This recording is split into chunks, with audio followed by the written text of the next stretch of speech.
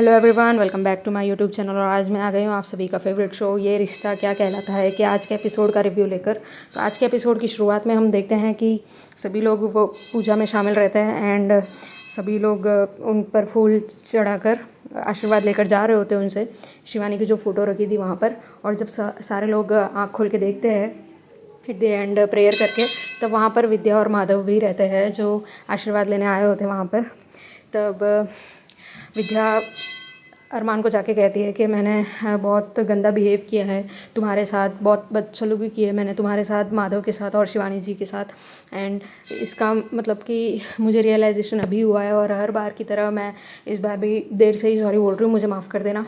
And अरमान बोलता है ठीक है कोई बात नहीं, चलेगा। तो वो बोलती है शिवानी का फ़ोटो देखकर कि ये बिल्कुल तुम्हारी तरह है और इसीलिए इसने इतनी जल्दी से इतना फटाफट मुझे माफ़ कर दिया। एंड देन सब लोग वहाँ पर प्रे कर रहे होते हैं क्योंकि पहली बार उनकी पूजा हुई है उनके बर्थडे पे। तो सब लोग प्रे करते हैं एंड विद्या को अरमान माफ़ कर देता है और वो उससे गले लगा लेता है। और वो कहती है कि मैं बहुत ज़्यादा खुश नसीब हूँ कि मुझे तुम जैसा बेटा मिला, वो भी शिवानी जी की वजह से। एंड मैं खुश नसीब हूँ कि मैं हमेशा तुम्हारी माँ कहलाऊँगी, बट तुम सिर्फ़ और सिर्फ शिवानी के ही आरू कहलाओगे। फिर इस बात से अरमान बहुत ज़्यादा इमोशनल हो जाता है और वो हक कर लेता है एंड सारे लोग वहाँ पर खुश हो जाते हैं कि विद्या उस गिल्ट से अभी एटलीस्ट बाहर तो निकली है। तब तक हम देखते हैं कि वहाँ पर दरवाजे पर कोई खटखटाता है और वो पूछते हैं कि कौन। तो वो कहती है कि मैं वानी की मासी हूँ। तो अबीरा शॉक हो जाती है और वो कहती है कि हम कैसे मान लें आप वानी की मासी हो करके। वो पीछे ले लेती है मुक्ति को। तो वो कहती है कि मैं ही उसकी मासी हूँ और जानती हूँ उसने, मेरा दिल कहता है कि उसने मेरे को पहचान लिया होगा। तो फिर अबीरा कहती है क्या तुम इन्हें पहचानती हो मुक्ति? तो वो कहती है कि नहीं, मुझे तो मेरे बचपन की कुछ भी चीज़ें मतलब याद ही नहीं है। तो फिर अरमान कहता है अगर तुम उसकी सच में मासी हो तो फिर तुम्हारे पास ऐसी कोई फ़ोटोग्राफ्स होगी जो तुमने इनकी मम्मी के साथ लिया होगा, अनीता जी के साथ लिया होगा, या फिर बेबी गर्ल मतलब मुक्ति के साथ लिया होगा, ऐसी कोई फ़ोटोज़ है। तो वो फ़ोटोज़ दिखाती है उसके पास कि अनीता दीदी के जाने के बाद ये फ़ोटोज़ ही तो है जो हमारे सहारा है, मेरे मम्मी पापा के और मेरे सहारा है। तो वो कहता है कि अगर तुम्हें पता ही था इतने सालों से कि मुक्ति यहाँ पर है तो तुम आए क्यों नहीं कभी भी? तो वो कहती है कि अनीता ने भाग के शादी की थी एंड तब मम्मी पापा ने उनसे रिश्ता तोड़ दिया था, बट मुझे पता था कि वो उदयपुर में रहते हैं और हम लोग खत लिखकर बातें करते थे एक दूसरे से एंड कभी कभी मैं मिलने भी चाहती थी उनसे। बट थोड़े दिन के बाद ही पता चला कि उसकी डेथ हो गई है।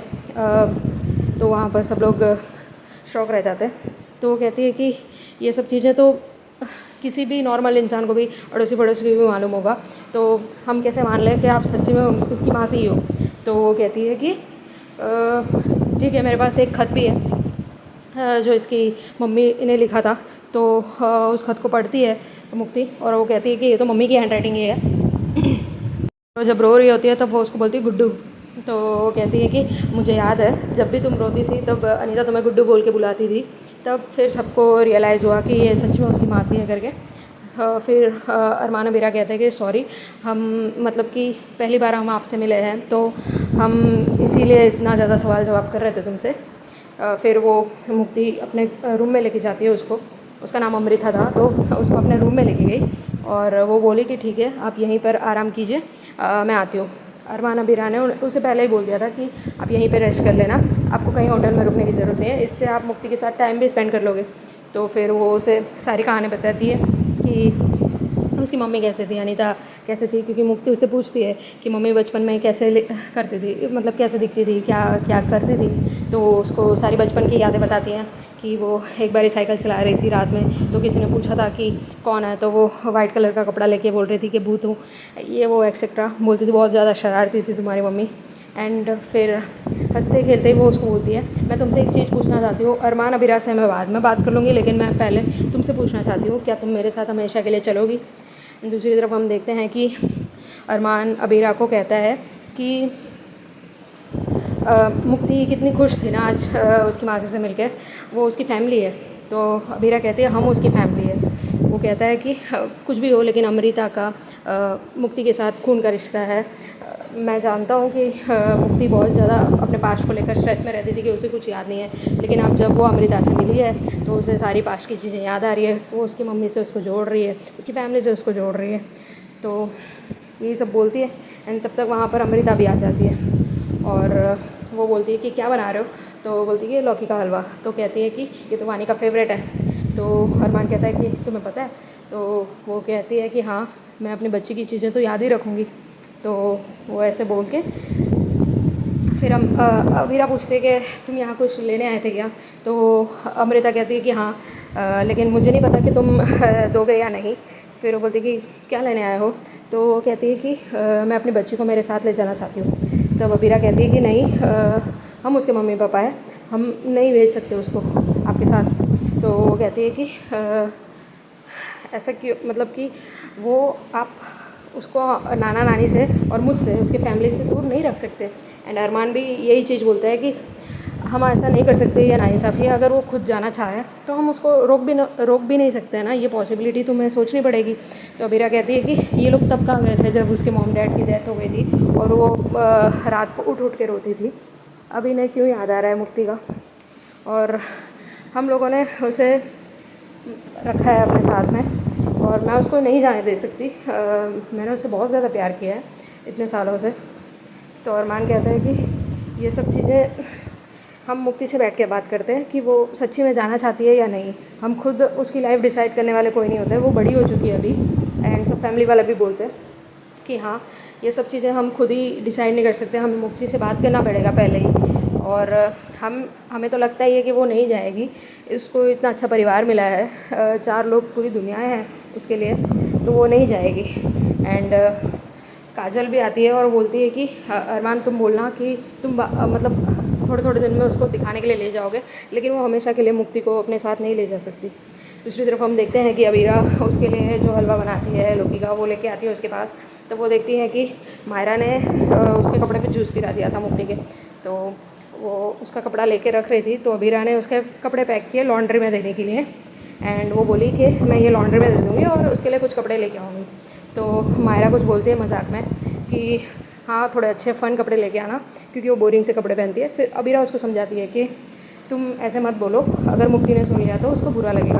बट मुक्ति तभी आ रही होती है अबीरा से बात करने के लिए कि वो अमृता के साथ नहीं जाना चाहती है। लेकिन इन लोग को बैग पैक करते हुए देखकर मुक्ति बहुत ज़्यादा गुस्से में आ जाती है। उसको बहुत ज़्यादा सैड फील होता है कि इन लोग पैकिंग कर रहे हैं और इन लोगों ने तो खुद ही डिसाइड कर लिया कि मुझे भेजना चाहते हैं। बट उन लोगों ने पैकिंग किसके लिए किया था वो मुक्ति को नहीं पता था, उसको लग रहा था वो उसको भेजने के लिए ही कर रहे हैं।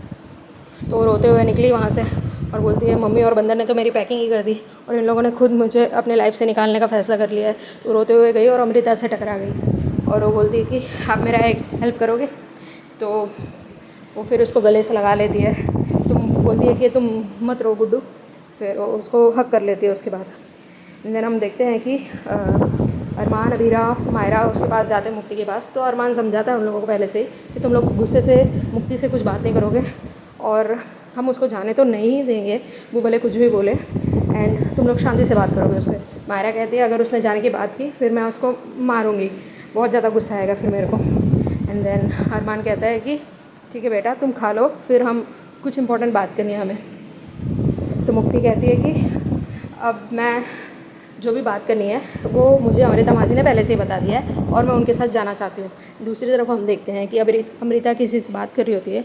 वो कहती है कि इसको सिर्फ एक फ़ोटो या कहानी क्या सुना दी, ये तो मेरे झांसे में ही फंस गई और इन लोगों ने इसको सर पे बिठा के रखा है।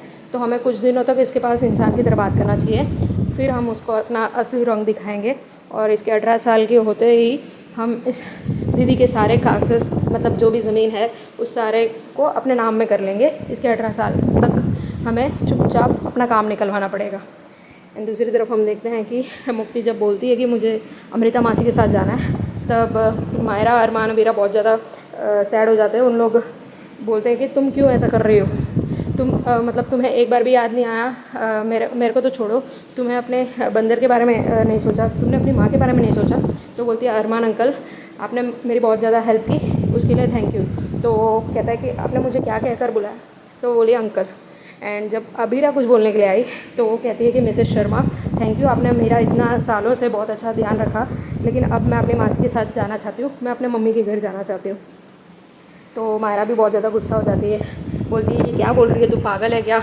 अंकल और मिसेस शर्मा क्या बोले जा रही है।